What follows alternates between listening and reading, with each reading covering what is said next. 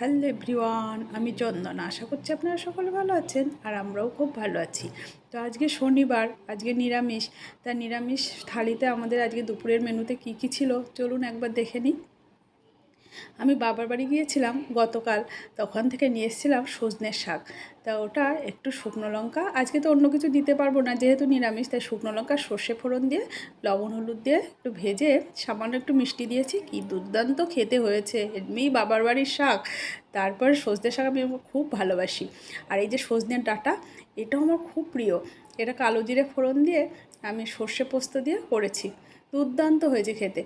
আর একটু করেছি ধোকার ডালনা, আর সঙ্গে ছিল পাঁপড় আর একটু শসার টুকরো। আর এই ধোকাটা আমি রান্না করেছি একটু আদা, জিরে, কাজু আর পোস্ত বেটে দিয়ে করেছি, আর লাস্টে একটু ঘি গরম মশলা দিয়ে নামিয়েছি। তো কেমন হয়েছে থালিটি অবশ্যই জানাবেন, ভালো লাগলে লাইক শেয়ার করবেন। বাই।